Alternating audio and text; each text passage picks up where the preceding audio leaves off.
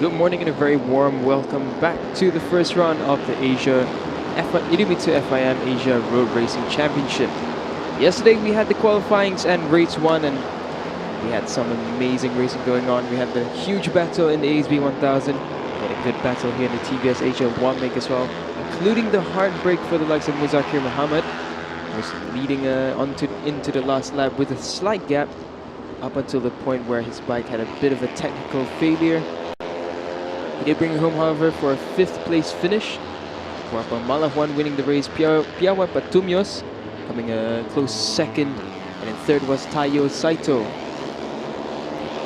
Kerwin Chang from the Philippines, however, also performed very well, managed to finish 4th in the list after having gone through qualifying 1A into 1B. So the top 4 finish is a very well-deserved fight.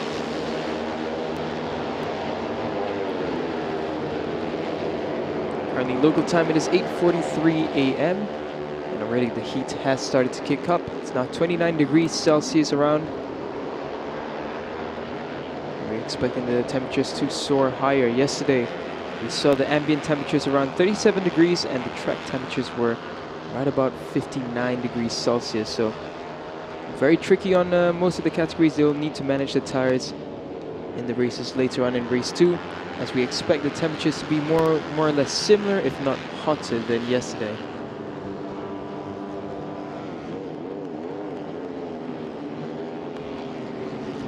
And now we're having a look at Darren Pop Tongyoy and Tayo Saito. Tayo Saito, as mentioned, 3rd place, good finish yesterday in the race 1. Darren Pop finished in 9th, not too far back, about 7 seconds off the lead finish of Vorapong.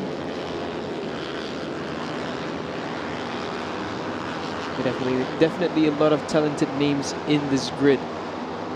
We also have Muhammad Ramdan Rosli, who started very well, led for a portion of the race until at one point where his bike gave way and resulted in a DNF.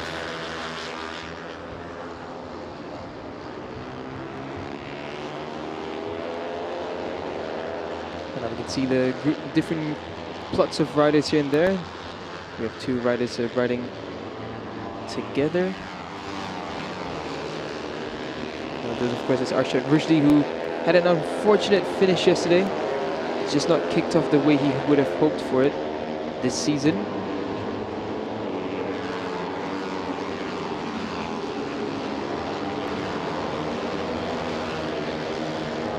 Arshad, of course, yet last year impressing us towards the middle of the championship. It's unfortunate because everything changes every round in racing. It was a very hard-fought season for Arshad. We'll be looking to come back stronger in race 2. But now we're following Muhammad Muzakir, one of the riders who has impressed us so much already this week.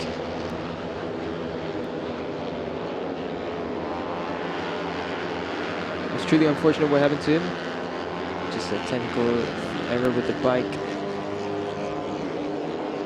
Mechanical failure somewhere. We remember correctly reading it, he said that it was something due to the air intake.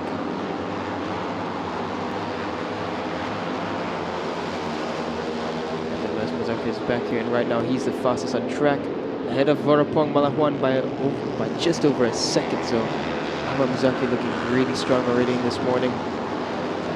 He'll definitely be looking for redemption. It's one of those like never goes off without a fight. Definitely expect fireworks to happen later on in the race.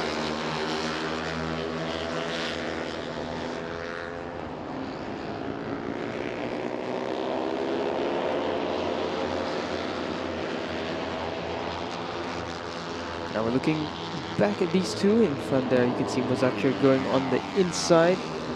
And there's Deki Tiano Deki, another very fast rider in this category.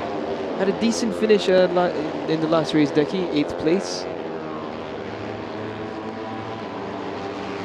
We know Deki is definitely capable of getting the victory, if not at least on the podium.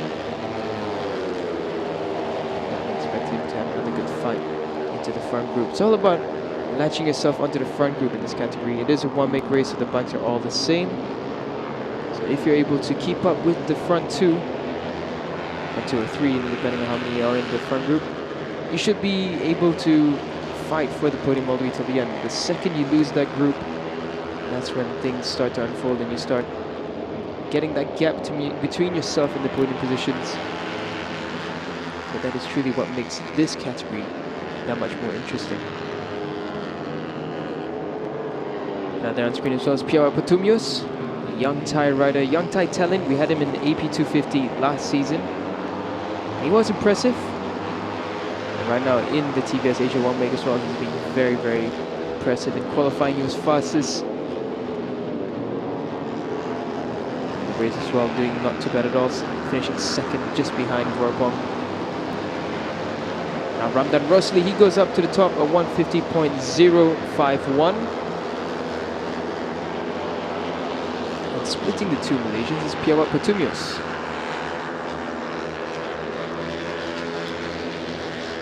Looks like the likes of Muhammad Muzakir and Ramdan Rosli riding together. Trying to figure out where Piawat is on track, whether he's at the back of his group a bit. Now there's Fugo Tanaka at the front. Turn 3 is always a big talking point. A lot of different lines that can be taken into turn 3 and even the exit. It's very different. Those who prefer to let it roll in through faster, making it a much faster rolling corner. But some would like to make it into almost a V shape, taking the late apex and prioritizing getting on the gas early. It's of course more apparent when you look at the 600 class and the 1000 class. I must say what's really impressive is the top speeds coming from these TVS Apache machines. The 206 kilometers per hour recorded. We have 210.8 as well from Jagan Kumar.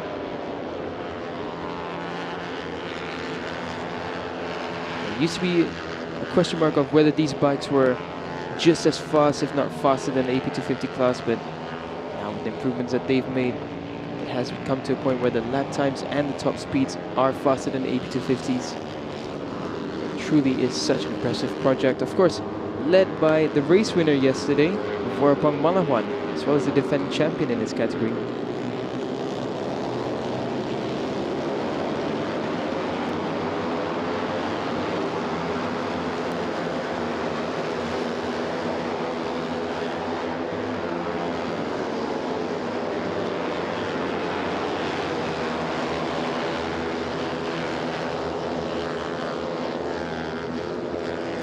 With that all said and done, the checker flag has come out. For now, we still have the majority of the riders on screen making it past before the checker flag came. And also, I want to mention Ramdan Rosli, a 149.936, a very, very strong time coming in early from Ramdan. Maybe looking to make amends for yesterday as well. So a lot of hungry talents in the TVS Asia 1 Make. Follow them down the straight after turn 3 into turn 4. Jagan Kumar looks like a man on a mission. Fugo Tanaka trying to keep up with the likes. Behind them they have Darren Pop, one of the Thai riders in this championship. They run double left before the flip on the right now. Yesterday we saw in the ASB Thousands, this was a very favorite corner of the likes of Haruki. Haruki doing an overtake there, I think, well over 5 times in the course of the race, right at that corner.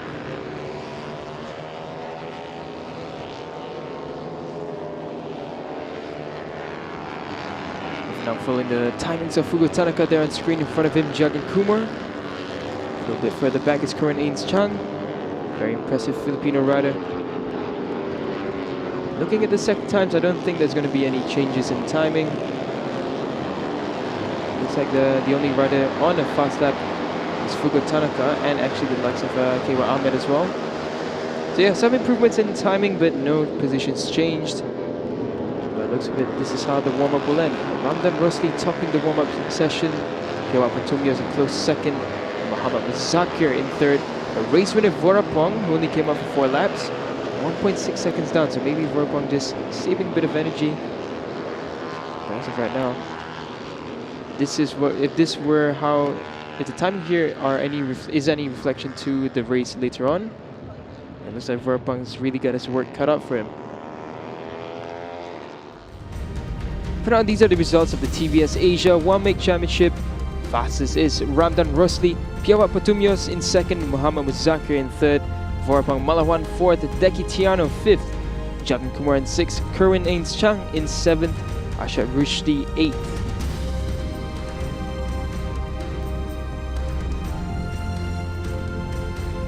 Coming in ninth is Fugo Tanaka, 10th Taiyo Saito, 11th KY Ahmed, 12th Darren Pop Tongyoy, 13th is Luis Abelhard, and without any time not competing in the session is Deepak Ravi Kumar.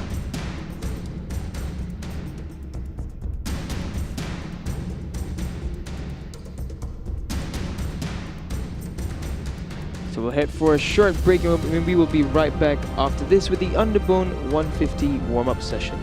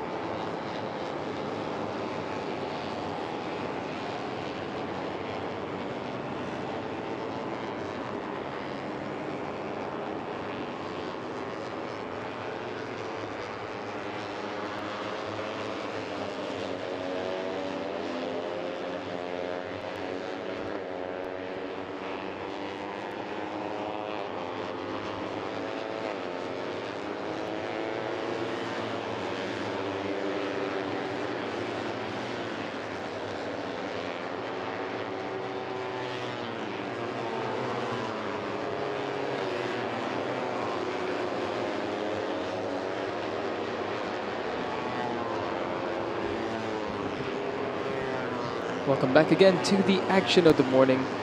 Well, it's a bit of a calmer action, of course. It's just the warm-ups. We had the TBS Asia 1-8 Championship warm-up session right after the Honda Thailand Cup warm-up earlier this morning. Now on screen with this is the Underbone 150 class. After this, we'll have the AP 250, the Super Sport 600, and the Asia Superbike 1000 warm-up sessions. Right after that will come the Honda Thailand Cup Race 2. So we'll head to a short break, and then we'll have the pit walk, which is always going to be exciting. Close-up and personal experience with the riders down a pit lane. And after that, we'll continue with the races for Race 2, the TBS Asia Underbone 150, AP 250, Super Sport 600. And we will conclude this round with the ASB 1000 class.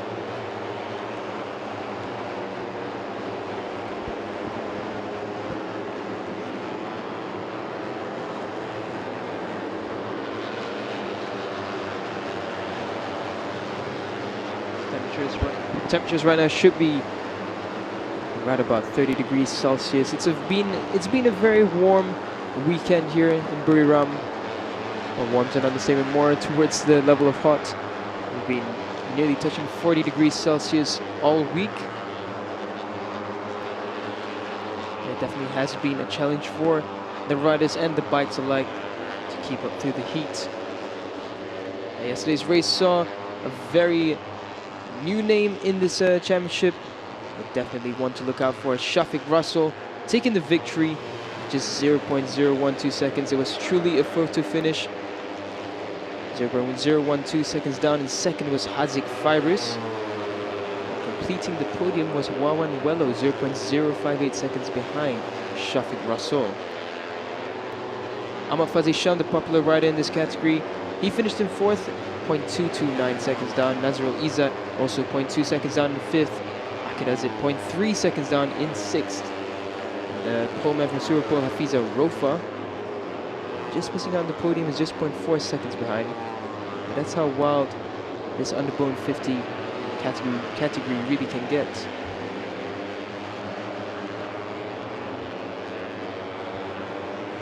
Right now on screen, we're following two Filipinos and two of the Malaysian riders.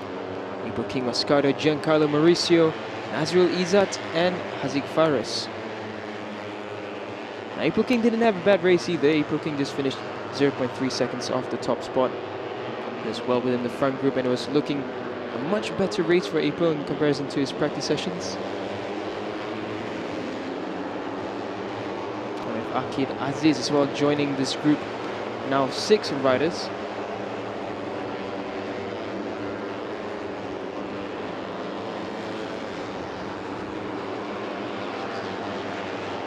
Already from Izzat Zaidi, we have a 201.7, so that's looking like actually a very good lap time already from the likes of Izzat. Race pace we saw was about 201, 202. We've seen the lower 2-minute timings from the likes of such as Hafiza Rofa, is just taking the top now at 201.668.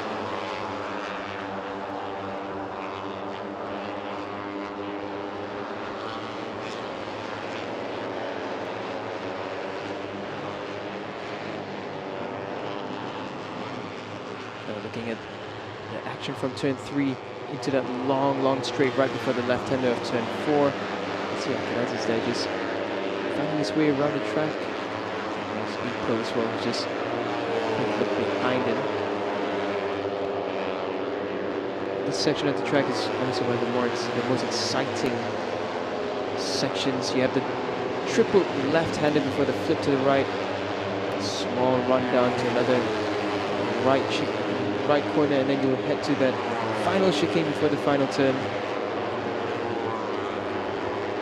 So such exciting racing that we're going to get. We saw in yesterday's races how close the battles were. As Barry mentioned yesterday, the gaps are wafer thin. It's really the tight group that we imagined. But for now in this morning session, it looks like Wahyu Haji, he's a bit down the order. He's about 9th, 2.3 seconds off the top. That's a time set by Hafiza Rofa, but Wahyu is on a very fast lap coming up.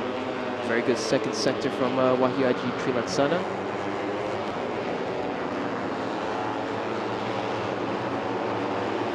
Yesterday's race, Wahyu as well, he was with the front of the group. Just 0.5 seconds off. 8th position right in front of April King. Right now, there we go at the top. Hafiza Rofa, 2:01.668. Across the line now, there should be some shifts in position. Wayaji, so not a great third sector from Wayaji. Goes up to 6th. You don't really expect the times to be that high in the morning session. It is just the warm-up. It's just the final for the bike and rider. Perhaps some of them might try a slightly different setup just to see how it fares in the warm-up. Of course, the conditions are going to be very different between now and the race later on. The Underbones will be racing at 1:15 later on in the afternoon. So the temperatures are expected to be soaring. So a setup now will definitely behave differently later on in the heat.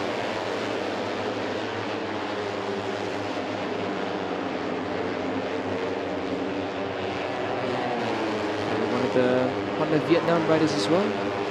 Honda Vietnam really making some good improvements this weekend when you compare to 2022. They really struggled to get into the point scoring positions, but they're looking great this round. And they expected to keep improving throughout the season. So just over 1.5 minutes left in this session. At the back there you can see a couple of TKKR bikes. I believe the front, that's Hafiza Rofa, and a bit further behind that might be the likes of Ahmad Fazli Sham. I was about to mention his brother Ahmad Fazrul Sham because we saw he had a bit of struggles yesterday. It looks like the worries continue for Fazrul as he has only completed 1 lap, while everyone else has already started their 3rd lap. So you do wonder whether it's bike issues once again for one of the familiar names here. Coming down here, you can see Gupita Kresna as well involved in this. Haziq Hamdan at the top, sorry, at the front. Wayne Antoine is one of the riders involved in this group. 2:04 from all of them here.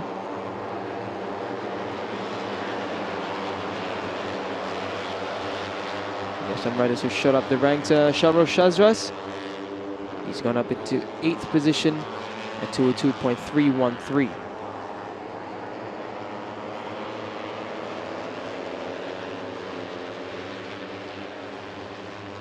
Now following them into turn 3. One of the riders which I haven't seen shoot up the order. It's like Ahmad Fazli Sham, and he has gone up into 6th now. 2:02.029 is his fastest time. But it's looking really good from the 1SOX garage. Even in warm-ups we have Hafiza in 1st, Shafiq in 4th, Fazli Sham in 6th. So it's really looking good for them. And even in the 1000s and the 600s, it's been a very good job done from the team and the riders. But now we're following them through the final sector. The checker flag is out, so when they come across, they will conclude the Underbone 150 session. Now we've got this onboard camera shot. I believe this should be on the bike of Wahyu Ajitri Laksana.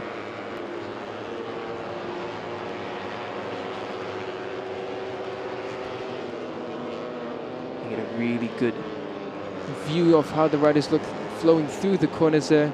Very nice flowy bit, fast flowy bit, and it looks like Wahyu and co will be heading to pit lane.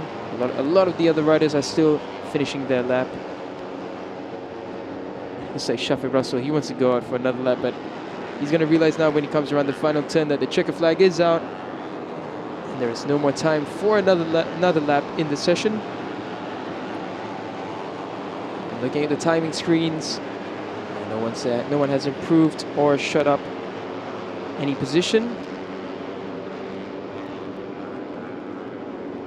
That said, this will be the conclusion for the Underbone 150 warm-up session. A very warm Buriram indeed.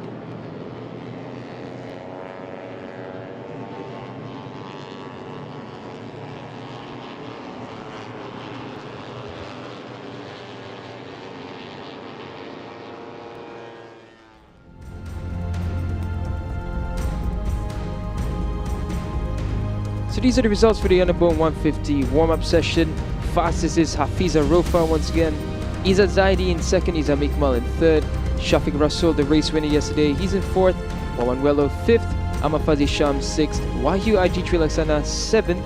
Sharwal Shazras in eighth. Coming in ninth is Akid Aziz 10th. Pacharagon Togadlung. April K. Moscato in 11th. Paskon San Luang 12th. 13th is Hazik Hamdan. 14th Nazrul Izzat. 15th Hazik Farius.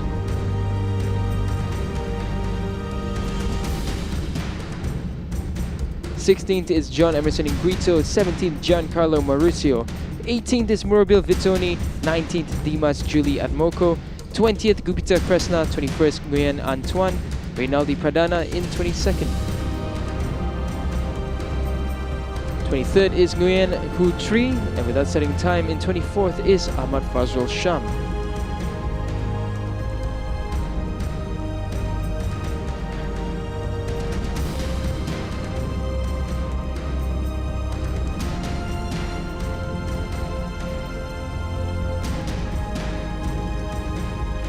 So don't go anywhere, we'll be right back after this with more action from the AP 250 class and the Squid Sport 600. We'll be joining Barry Russell right after this.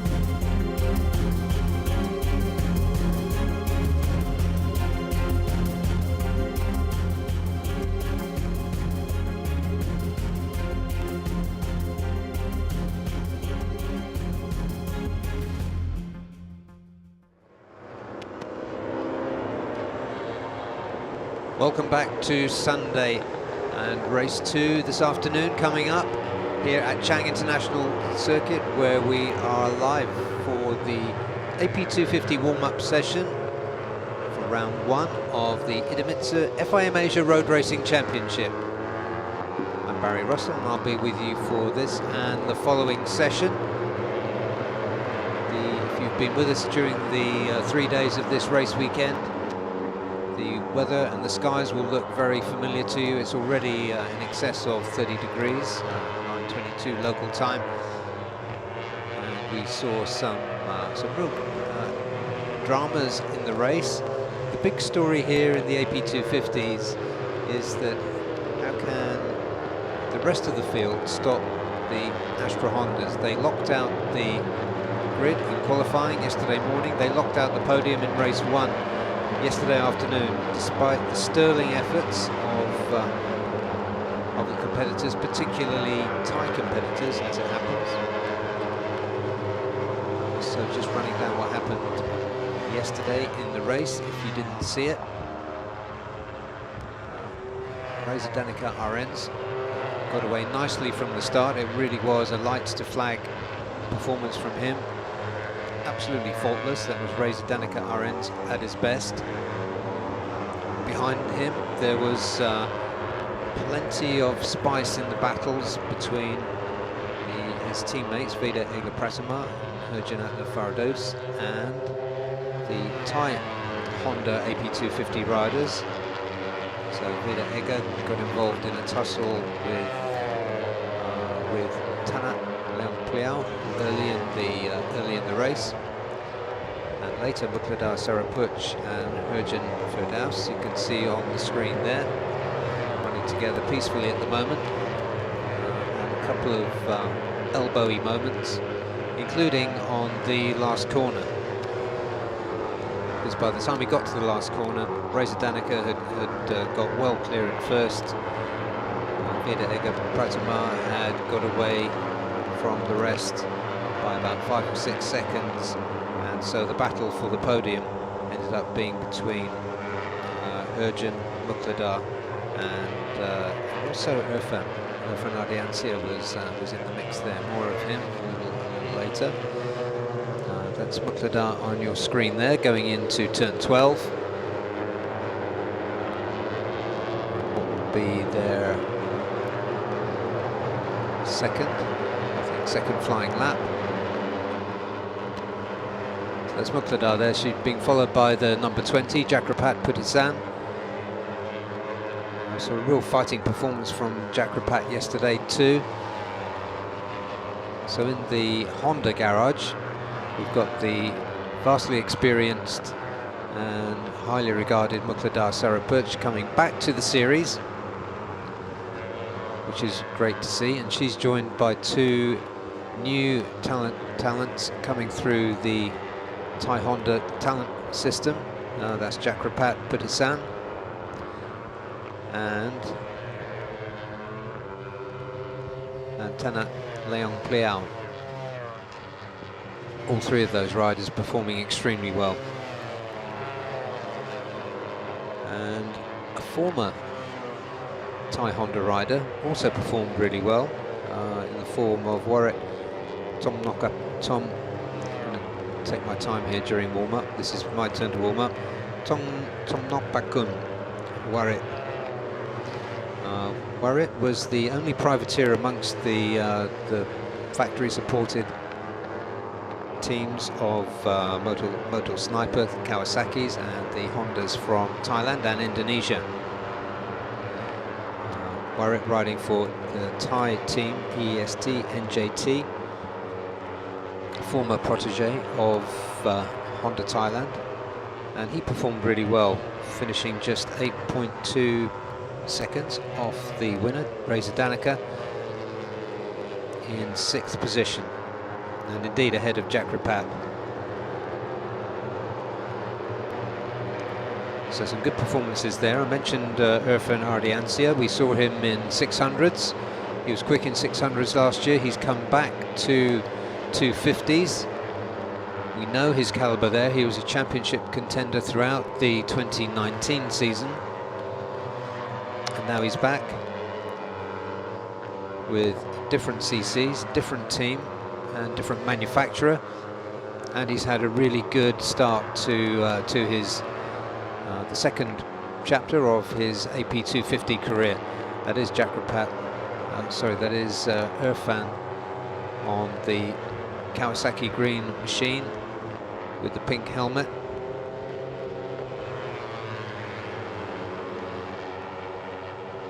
Number 16, easy to spot. So green bike, pink helmet, number 16. That's Irfan Ardiancia, and expect to see him among the leading contenders throughout this season.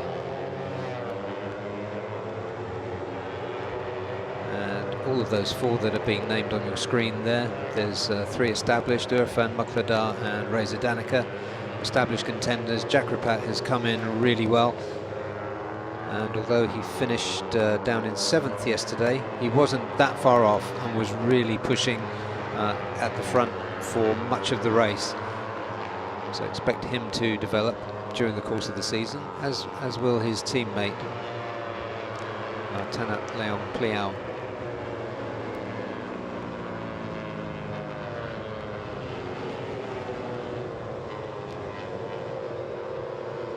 The other thing, while we're watching these bikes go around, new for this season, is that they're running on slicks that have been developed for 2023 by Dunlop, the tyre supplier for the Asia Road Racing Championship. So they're running on slicks. The riders are lapping quicker than they were before, around about a second or a second and a half on average, and talking about the better grip that they're getting and the better performance during the race. So not so much degradation as with the hybrid road race tyres that they were using previously.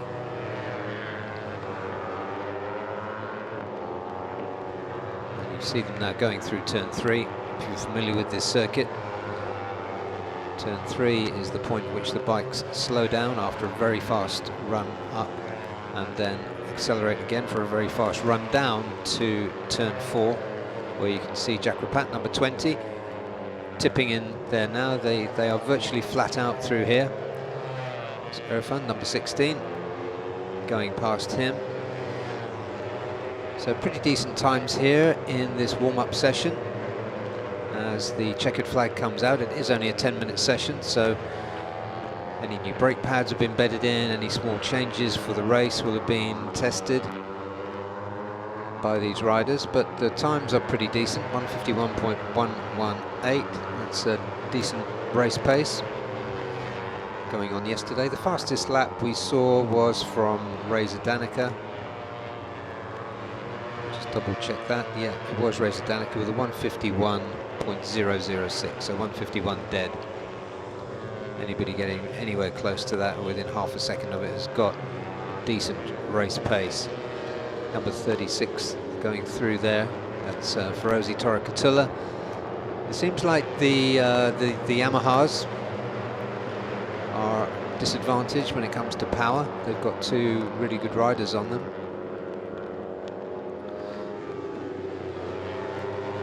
But they finished down the order, just taking a look here. Torakatullah finished in 13th, and his teammate Wahyu Nugroho finished 12th, and they were 23 seconds back from Reza Danica. So that brings us to the end of that short warm-up session for the AP 250s.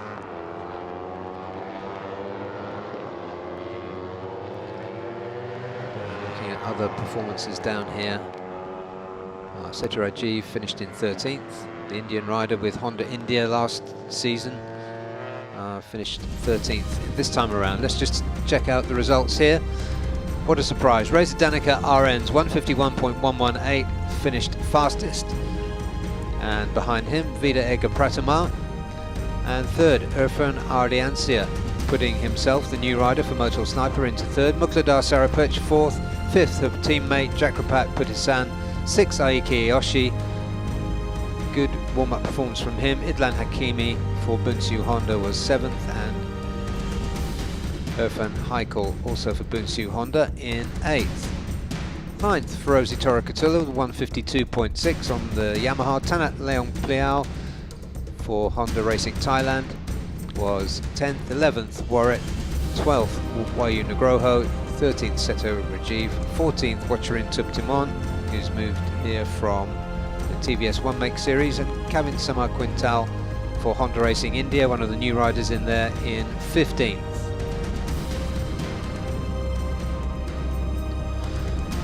16th, Haruki Noguchi's teammate in 250s, STG MS Hark Pro's Chihiro Ishii. 17th, Liu Chun-mei, also for Moto Sniper. Mohsin Paramban, another new Indian rider, and Nguyen Duc Tan, 19th. 20th, Cal Vietnam. 21st, Lee Ruiyun, and 22nd, Hurjan Atnaf Firdaus, who I don't think appeared in that session, but the rider who finished 3rd in yesterday's race. So no time for him. So we're going to take a short break in these warm-up sessions. Next up will be a 15-minute session for the Supersport 600s. So stay with us and join us for that. There is plenty to recap from yesterday's race 1. We'll be back in just about 7 minutes from now.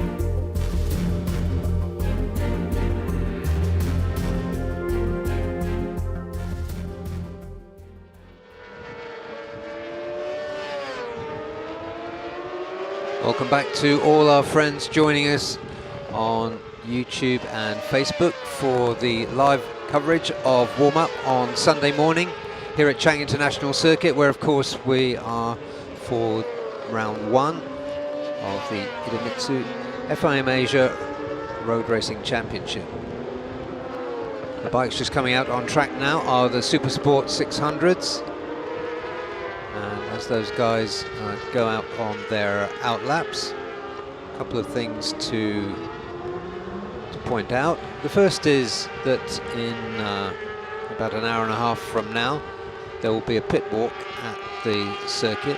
There's a kind of a festival atmosphere always on ARRC Sundays, wherever we are in the region, but none more so or none less so than at Chang International.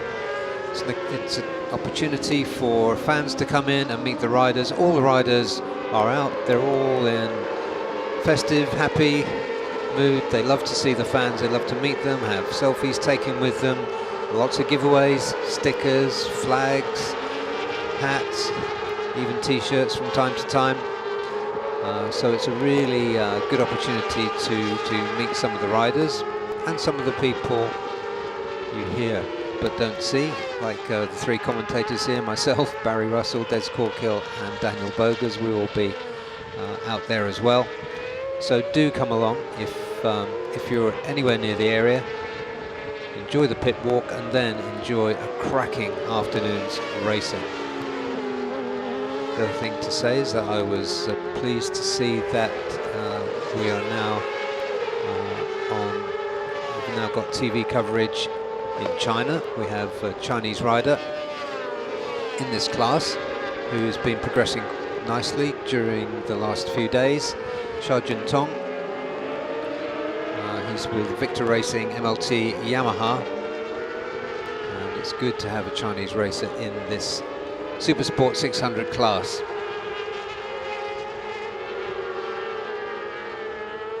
The main story for 600s has been the return of the Kip, Kyril Idampawi, who came back to Supersport 600s to ARRC last year with a few injury problems to sort out.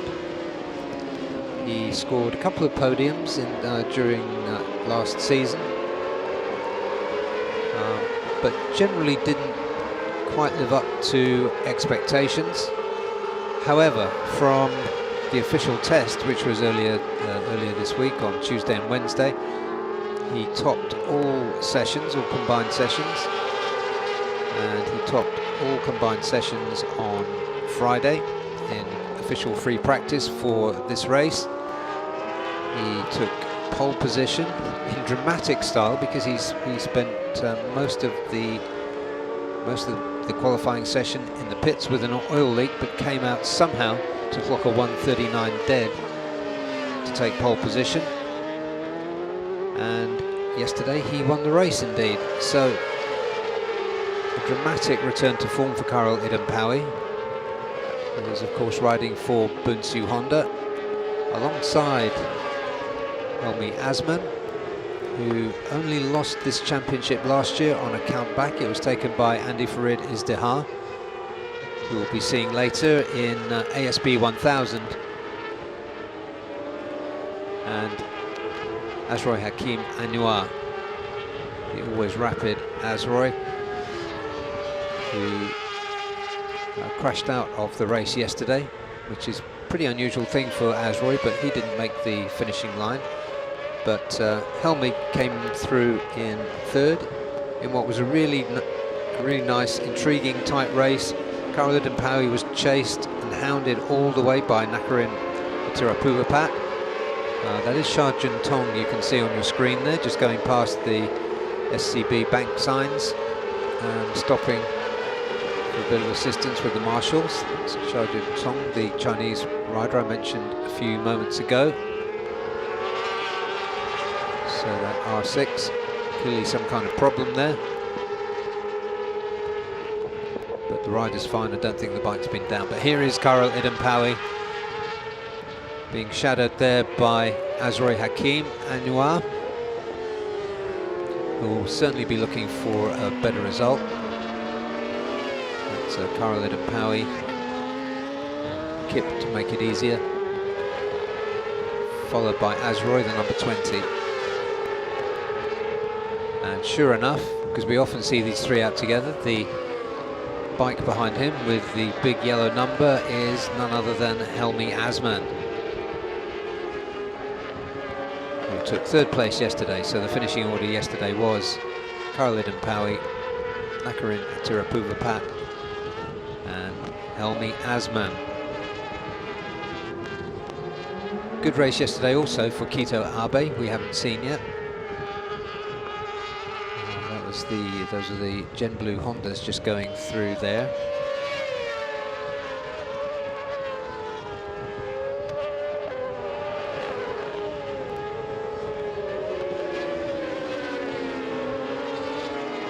Okay, so that's Adananta Putra, number 21, and we just switched to 41, Nakarin Tirapuvapat. Great race from him yesterday. Couldn't quite sustain a pass and stay in front of Karel Idenpawi, but a really good race for him yesterday. Fastest lap of the race was 39.789, which went to the race winner. But there is Nakarin, finished third in last year's championships due to consistent finishing, which included 2 trips to the podium and a whole hatful of P4s. This year looking for more. He's begun with the 2nd place, which equals his best result in this category so far, and of course he'll be looking to improve that and make it to the top of the podium at his home race. However, he enjoyed the race yesterday. It was a really good battle with Karel Idenpawi.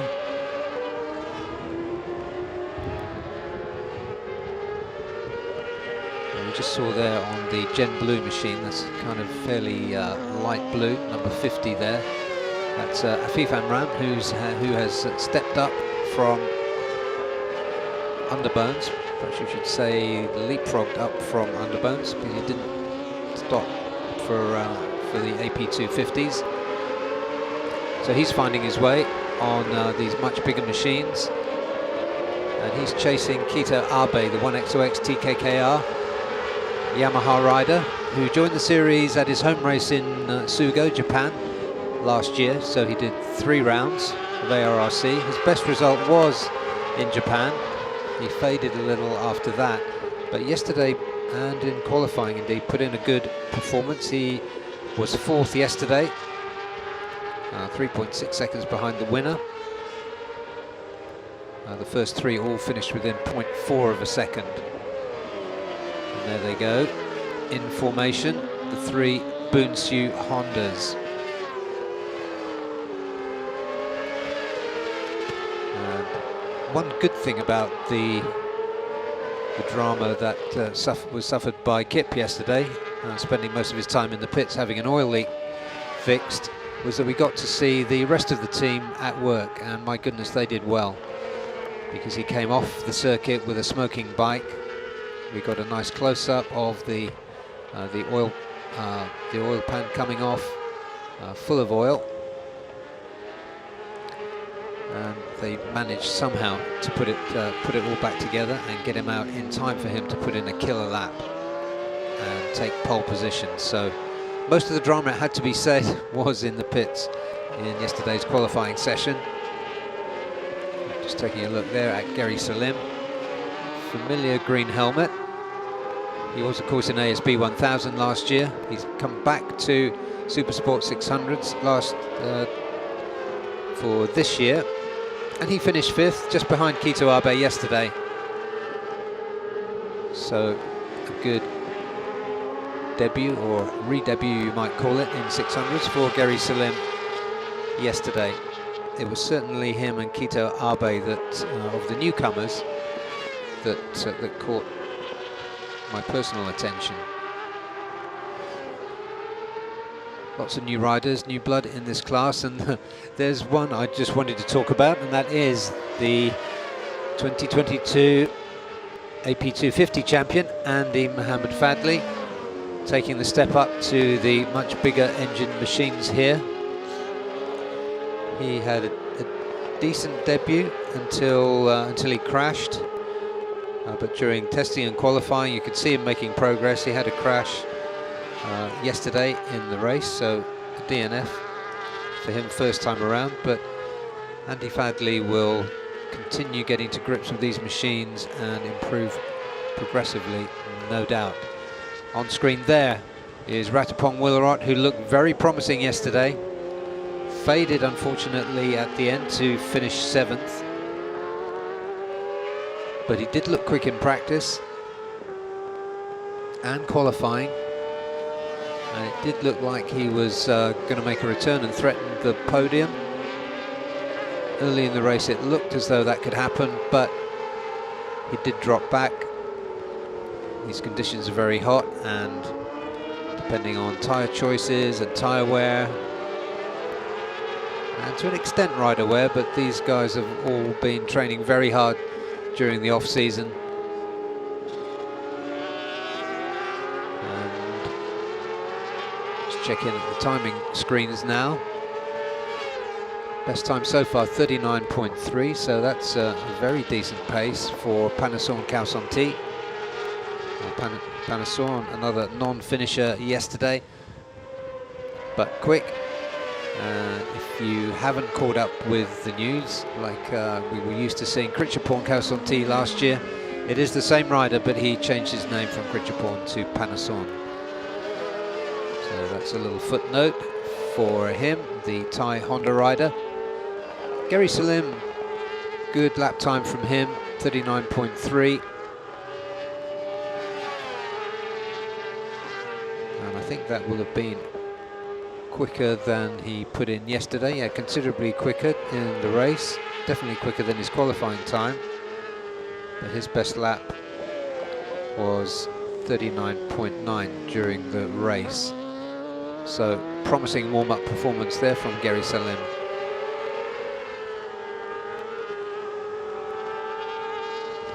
Panasson still going quickly out there, and there he is, number 15 for Honda Racing Thailand.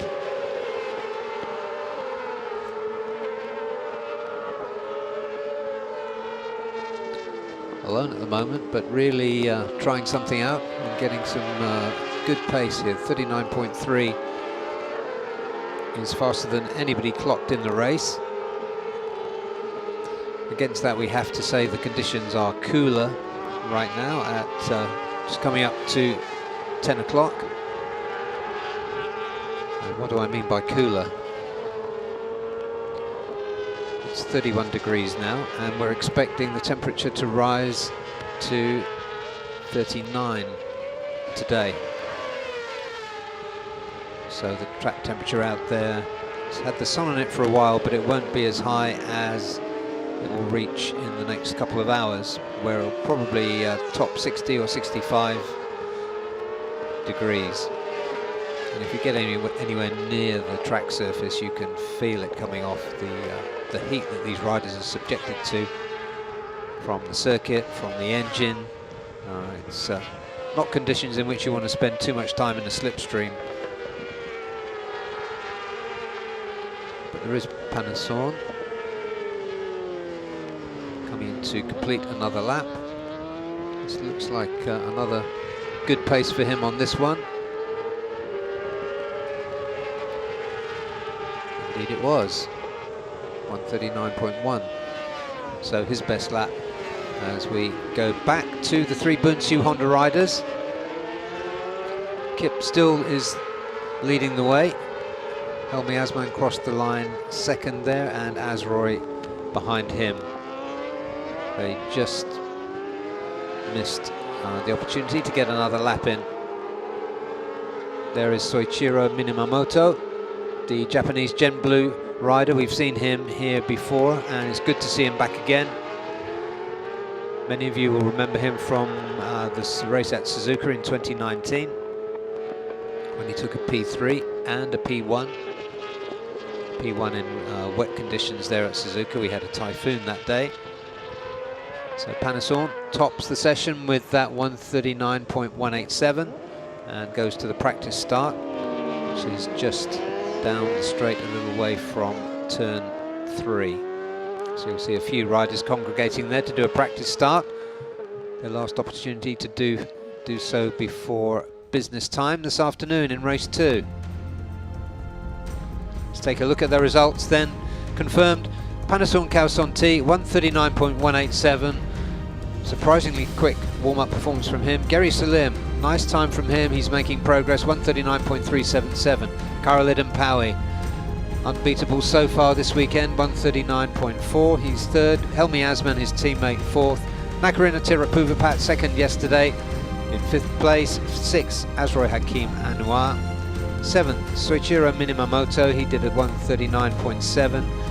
And eighth, Adananta Putra, another of the class debutants, 139.8.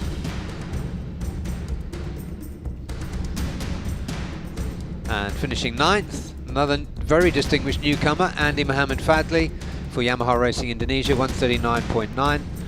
Kito Abe for 1XOX TKKR was 10th. He was finished in P4 yesterday. Afif Amran 11th. 12th, Galang Hendra Pratama.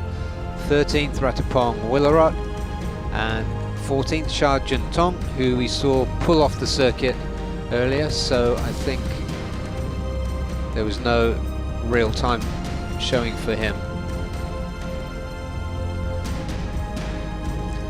So as we look at that forbiddingly hot sky with the sun scorching down on the tarmac, we're going to take a short break and we'll be back with a 20-minute warm-up session for the ASB 1000s, and Daniel Bogus will be joining me for that.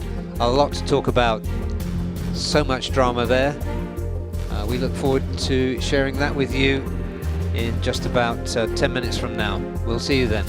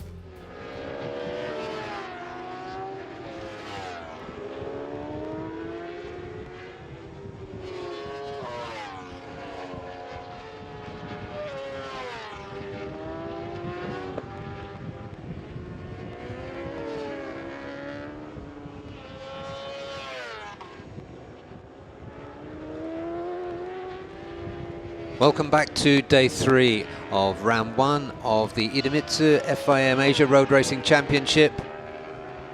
We're at Chang International Circuit in the heart of Thailand, the province of Buriram, just outside the city. There's a weather check, no surprise for anybody who's tuned in prior to this. 32 degrees currently. The track will be warming up. It's had the sun on it for a good couple of hours now, and you're joining us for the warm-up session for the ASB 1000 class. And the first rider on your screen, appropriately enough, is yesterday's race winner, Haruki Noguchi. Haruki, who exploded into this series as a rookie exactly 1 year ago, and was leading the championship up until the final round, which he missed because of a serious back injury, and arguably lost the championship because of that. But he's been recovering during the closed season, back up to pretty close to full fitness, and we saw a really determined race from him yesterday. The worst part of his race was actually the start, which put him back to about 5th place off the line. Probably the worst start I've seen him do in ASB 1000. But he recovered and hunted down Zakwan Zaidi, who led from the start and was looking really good for the win, right up until we got to the last sector. Really, it was in the last sector that Haruki Noguchi, last sector, last lap, and into the last corner, which you can see him going around now. He got that last sector and turned 12 absolutely perfectly to win by a deceptively large margin of almost 0.7 of a second. So that was one comeback story from Haruki Noguchi. Everybody was delighted to see him back, but wasn't sure what he could do. But he looked competitive in practice and in the official test earlier in the week. But we know Haruki Noguchi well enough to know that he always comes up with something special for Sundays, and indeed he did that yesterday. It was a really strong performance that I described as he stood on the podium as indomitable. I think that's a fair word to describe his spirit, and he's on track there with Marcus Reiterberger, who also looked like a potential winner for much of the race yesterday before falling back. Daniel Bogus has just joined me. Daniel, I was just saying that Haruki's winning margin yesterday of 0.7 of a second, I was just looking at the sector times, because it seemed to me that it wasn't all about the last corner, it was about the final sector. He got that absolutely beautifully, so he wasn't actually under threat at turn 12. Yeah, that's the thing. It was the same in qualifying when we saw Zakwan's qualifying lap. It was the same thing. He was just okay throughout the first 2 sectors, but that last sector was inch perfect, and yeah, he just got a better lap time with that. And we see the same with Haruki. He's just got that final sector perfectly. And I was discussing with our media team, and we were all looking at one thing about Haruki, which is his mid-corner speed. the point where he opens the gas again is just way earlier than the rest, and he just gets that much extra drive, and that's what helps him really throughout the last sector. Yeah, that's a really interesting point. Electronics must have quite a bit to do with that, but we know the SDG team are an incredibly good one at preparing fast motorcycles. But that's a really interesting point to take away. It certainly gave Zakwan Zaidi something to think about. He did scamper away at the beginning of the race, but it was never likely that he would sustain that, I think. And I think he thought that too. Well, maybe it will happen, maybe it won't. But I think he knew he was going to have a fight on his hands. Yeah, and apart from it, he was saying that the strategy didn't really work. But I would say it wasn't a bad result. I think he was just hoping that he would be able to pull away early on. And I guess it didn't really work out for him. So it's a new day today, second chance. And we can say the same for the likes of Marcus Ratzenberger. It just seemed like it wasn't happening for him. He kept on, I think he overshot at the final turn 3 times, I think. Right.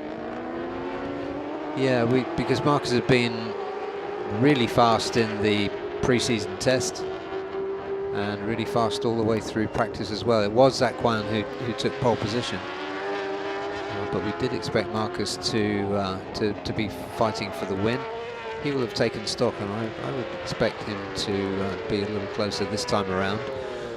But what we haven't mentioned yet is another incredible story from yesterday about Aslan Shah, who, of course, we know is well known, had a bitterly disappointing season in 2022. The BMW never really got on the pace, but from the time he got on the new bike from official test, he looked much more competitive. He was up there with the fast times, and then bad luck struck in qualifying. Looked like something wrong with the connection between the throttle, and he didn't even get a lap in. So he started from the back of the grid and fought his way up. We knew he'd fight his way up, provided the bike was working, and it was, and he just kept coming forward, and did actually work his way into the lead at one stage. We talk about Haruki's comeback, but this was a really welcome comeback for Aslan Shah too. Yeah, that was honestly one of the best performances I've seen from any racer at all. The way that he just fought his way up, because at one point he seemed stuck below the top 5, and you would think that, okay, perhaps he's used too much of his tires or too much energy, so you wouldn't think that he would make it into the top 3, and then suddenly he just started reeling the rest in halfway through in the second half of the race. And it was amazing because he was leading for a while at one point. It was just at that last lap that he couldn't hold it, and Haruki just managed to take advantage of his strong sector and ultimately won the race. Yeah, he was almost half a second quicker through that final sector than Aslan, and that's really what did it. But it was a fantastic comeback after a fallow spell for Aslan. We knew he was capable of something more. It was frustrating for us in the commentary box not to have more to talk about with Aslan last season, but he gave us plenty to talk about, plenty to think about, and it was in many ways it was an emotional race because there were 2 comebacks from 2 really great racers. The moods are definitely lifted after yesterday's performance. Yeah, even Zakwan, even though I'm sure he's a bit disappointed that he didn't get the win, but he still seemed very positive. He was very happy with how everything was going. Yeah, I think it's really good attitudes going around. Yeah, we saw him fighting the bike a lot of the time last season. That's not happening now. He's riding it quite loose, but he looks really happy on it. And talking about happy, here's Andy Fridis de Hart, possibly the happiest man in the paddock. Definitely the happiest of all. But really so pleased to be up into the Superbike class after taking the Supersport 600 title last year. He can't say enough good things about how excited he is, how much he loves the bike and the team and the electronics and the power and all of that good stuff that he's got on the superbike. He's really got hold of it and is making a great job. Finishing position yesterday was 5th, 3 seconds off the winner, but I thought that was a really good debut for him. Yeah, I mean, to be a rookie in this class and to be constantly up there with the top 5 is not an easy feat, and he's been close to them. Even in the qualifying thing, he was only 0.3 or 0.4 seconds off the top, and he has been that way also at tests and even in practice. Just been absolutely superb throughout the weekend. Yeah, he has, and we should give a shout out for the young Australian on screen now, Lachlan Epis. He's riding for the Evolution, beg their pardon, Sport Group on BMW, as you can see, and good debut from him. He hasn't been to Chang International before this week.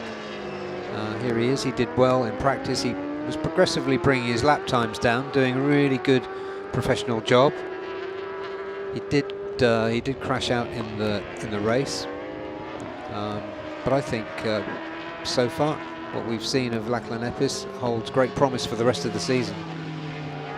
Yeah, all things considered, to be within 2 seconds of the top, I think it was in qualifying, it's only 1.8 seconds away, more or less, and yeah, he was just really up with there with some of the fastest riders in this region. So definitely a great debut weekend for Lachlan. Yeah, the bike looks good. We see him there running looks like a medium front and a soft rear. I was going to say, I think he's the only BMW that we've seen this weekend running that combo, because Marcus and Azza and Althbard have been using the hard front, soft rear. Yeah, he used medium in the race yesterday. Oh yeah, again, something very different. Yeah, well, warm-up's the time to try it. And Aslan going hard medium the rear. I think that's due to the heat, definitely, because it seemed to be the favorable option for the 1XX team, but I think considering the heat, the soft would just get chewed up by the end of the race. Yeah. So most of I think all the Hondas except for Haruki ran medium. Haruki had a hard front.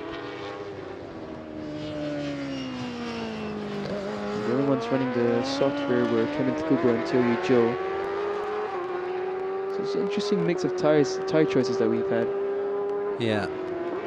There's not much of a pattern to pick out of that, was there really? Just riders, teams trying to make the best of the scorchingly hot conditions.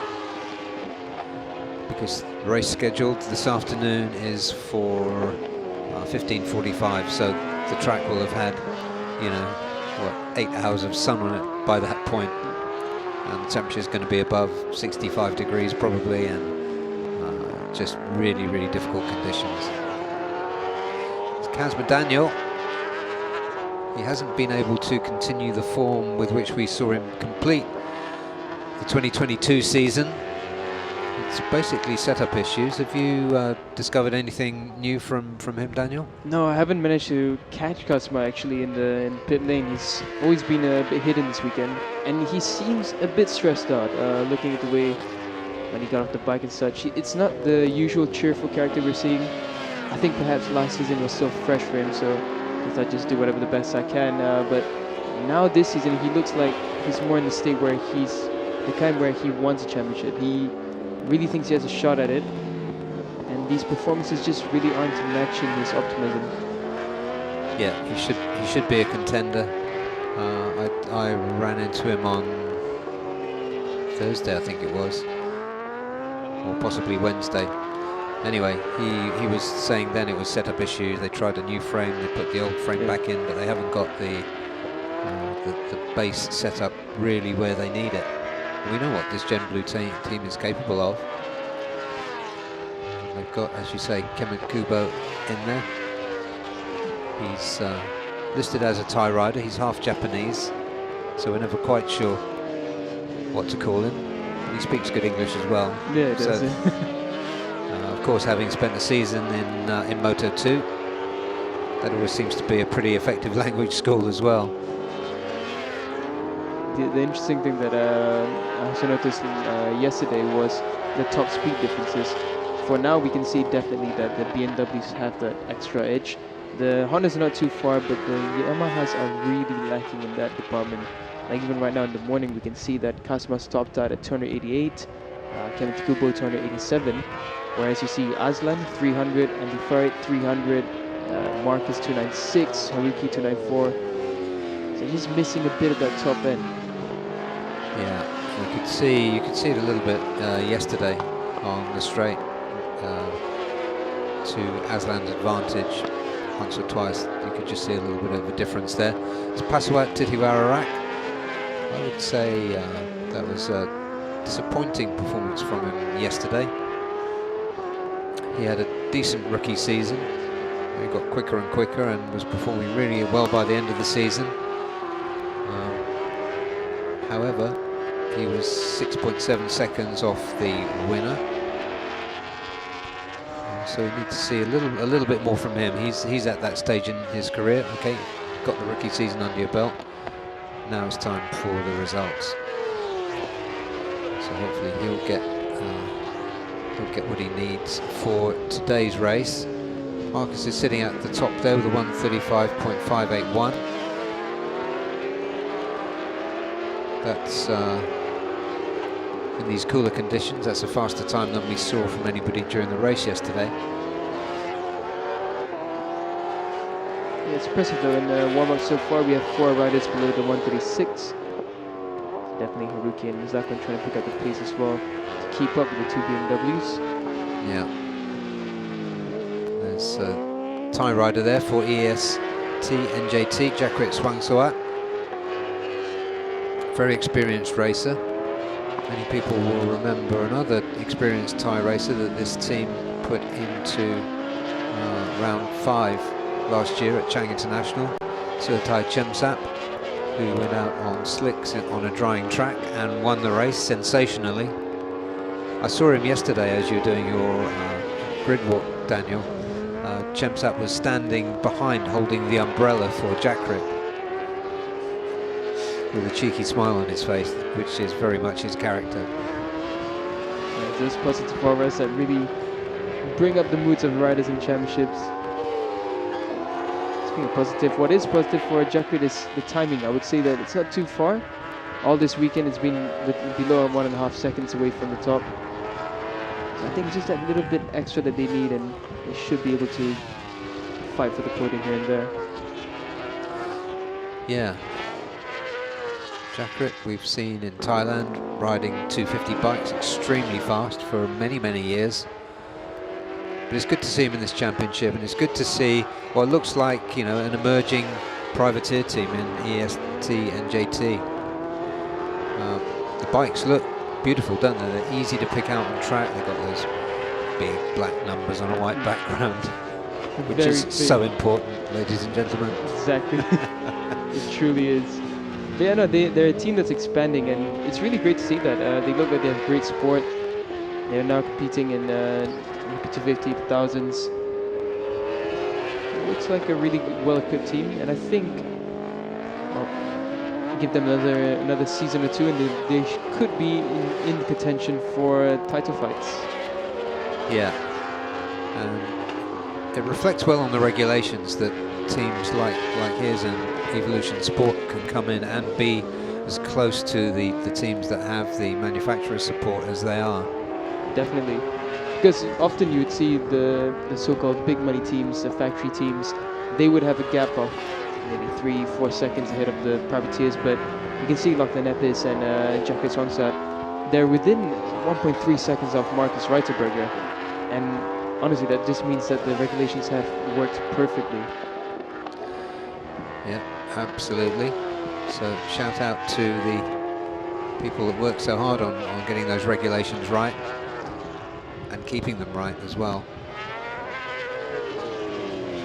So Kazma now is on the 36.7. Still only got those 4 riders.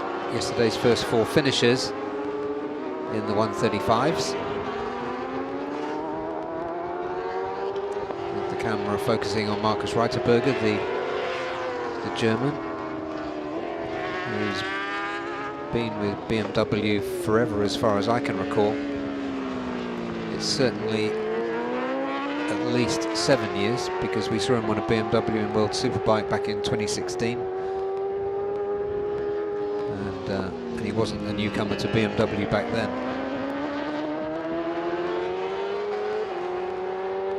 So another lap for him. The checkered flag is out, so he's done. So good session for him. Haruki comes through to complete his warm-up session. I think he's going to stay in P4 for what it's worth. Best time for Haruki, 1:35.992. Zakwan finishes on 1:36.2 in P2. Aslan Shah is already in the pit, having done a 1:35.8. So, first three finishes yesterday looking good. The man in P4 from yesterday looking like he's going to try to do something, take a step up this afternoon. Well, it's a lot better practice start than yesterday's, where it bogged down a bit for him. So, looking like Marcus is going to be on a mission from the start of the race. Yeah, Haruki Noguchi's, the worst part of Haruki's race was his start as well. Yeah. He did have to fight his way up a bit. But ultimately, Haruki is very talented, and we've seen countless number of times what he is capable of doing. Yeah, it's that combination of skill and determination, fitness, all of that. So, there are the official results. Marcus Reiterberger, 1:35.581 in these coolish conditions, relatively cool conditions here. Ahead of Zakwan Zaidi, Aslan Shah Camaruzzaman P3, and Haruki Noguchi fourth. All of those riders under 1:36. Andy Faridis the best of the rest, 1:36.1, ahead of Pasuit Titiwararak for Astimo S1 Racing with Thai Honda. Kasper Daniel Kazmayuddin was 7th, and Jakrit Swangsuat for EST NJT was 8th. Lachlan Epis 9th, 1:36.9 for him. Kemin Kubo for Yamaha Gen Blue, 1:36.955. And West, 1:38.89. And Tio Yujo, who we didn't see on screen that time, but a good deal slower, 1:47.239. Which brings us to the end of the warm-up sessions. What you'll see on your screens next, if you stay with us, is Honda Thailand Talent Cup Race 2, which will be run over 15 laps. That's always good. They run the Honda 250 NSF machines, very evenly matched, and always highly competitive. Some of the best young riders from Thailand and beyond.